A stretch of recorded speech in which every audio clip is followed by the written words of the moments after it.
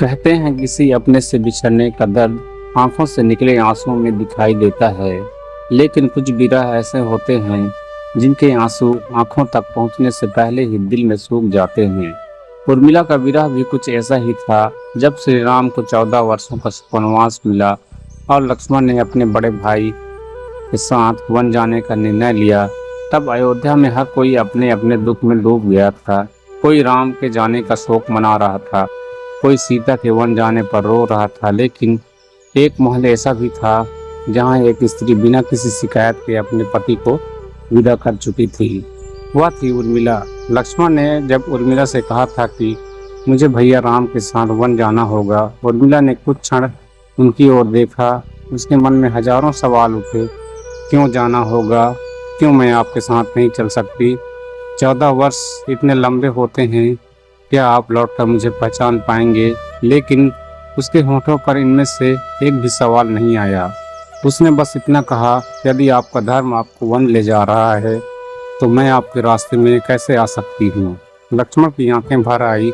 उन्होंने उर्मिला का हाथ थामते हुए कहा, उर्मिले, मुझे क्षमा करना।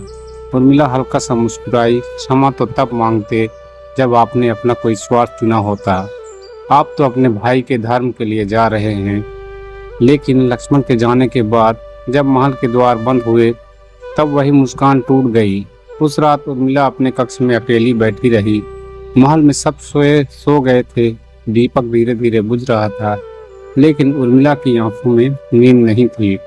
उसे बार बार लक्ष्मण की वही आखिरी छवि दिखाई दे रही थी।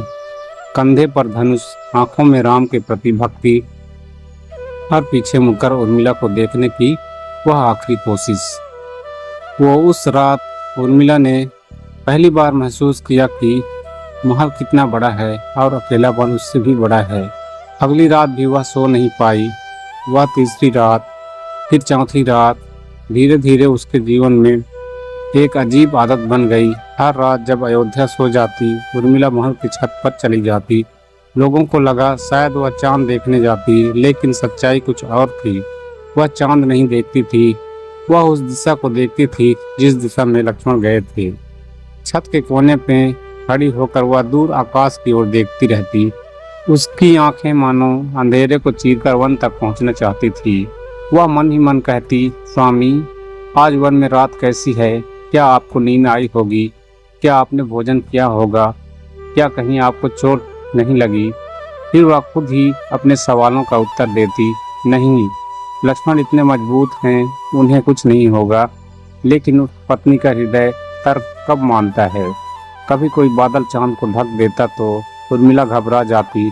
उसे लगता शायद वन में भी आज अंधेरा ज्यादा होगा। कभी तेज हवा चलती तो वह अपनी ओढ़नी कसकर पकड़ लेती और सोचती, क्या वहाँ भी ऐसी ही ठंडी हवा चल रही होगी? और फिर उसकी आंखों से आंसू बहने लगते। एक रात महल की एक दासी ने उसे छत पर देख लिया। उसने पूछा, राजकुमारी, आप रोज यहाँ क्यों आती हैं? उर्मिला कुछ देर चुप रही, फिर बोली, क्योंकि यहाँ से मुझे लगता है कि मैं उनसे थोड़ी कम दूर हूँ। दासी की आंखें भर आई। उर्मिला ने आकाश की ओर देखते हुए कहा, मुझे पता है कि वह मुझे देख नहीं सकते, लेकिन मैं उन्हें देख सकती हूँ। अपनी यादों में उस दिन के बाद दासी ने कभी उर्मिला को यह प्रश्न नहीं किया। लेकिन उर्मिला की रातें यही समाप्त नहीं हुई। कहानी में एक और रहस्य छिपा था। उर्मिला केवल लक्ष्मण को याद करने छत पर नहीं जाती थी, वह एक वचन निभाने भी जाती थी।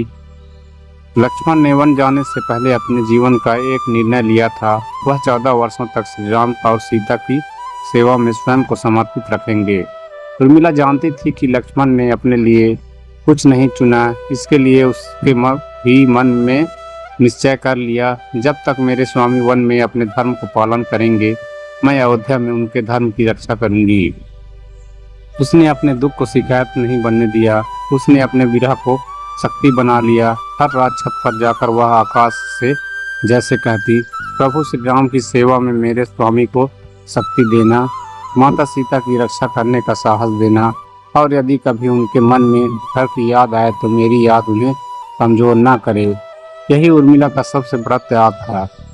वह चाहती तो रो सकती थी, वह चाहती तो कह सकती थी मेरे पति को मेरे पास रहने का अधिकार है, लेकिन उसने ऐसा नहीं किया क्योंकि वह जानती थी कि लक्ष्मण का प्रेम केवल उसके लिए नहीं था, उनके हृदय में राम के प्रति ऐसा समर्पण था जिसे उर्मिला समझती थी। 14 वर्षों में ऋतुएं बदलती रही, गर्मी आई, बरसात आई, सर्दियां आई, अयोध्या में उत्सव हुए, दीप जले, मंदिरों में घंटियां बजी, लेकिन उर्मिला की रातें लगभग वैसी ही रही।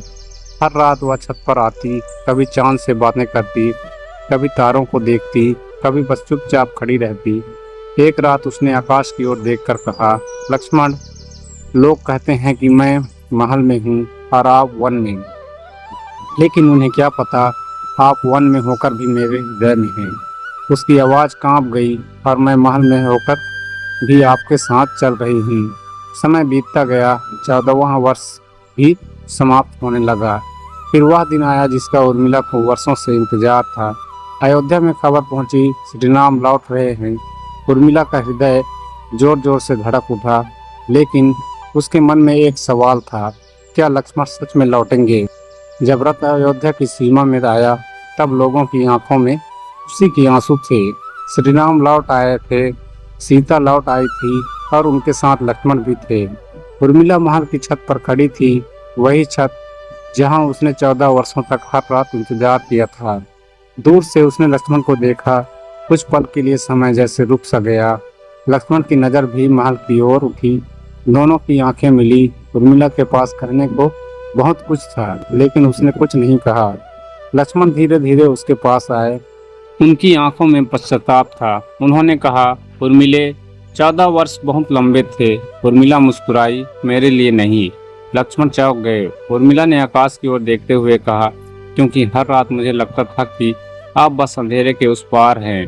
लक्ष्मण की आंखों से आंसू निकल पड़े। उन्होंने पूछा, क्या तुमने मुझे कभी क्षमा नहीं किया? उर्मिला ने उनका हाथ पकड़ लिया, मैंने आपको कभी दोषी माना ही नहीं। फिर कुछ क्षण के लिए दोनों चुप रहे। उस रात पहली बार उर्मिला छत पर अकेली नहीं थी। 14 वर्षों से जिस दिशा की ओर राह देखती आई थी, आज वही व्यक्ति उसके सामने खड़ा था, और शायद उस रात चांद भी पहले से कुछ ज्यादा उजला था, क्योंकि एक पत्नी का 14 वर्षों का इंतजार आखिरकार पूरा हो चुका था। उर्मिला की कहानी हमें यह सिखाती है कि त्याग हमेशा जंगल जाने वाले का ही नहीं होता।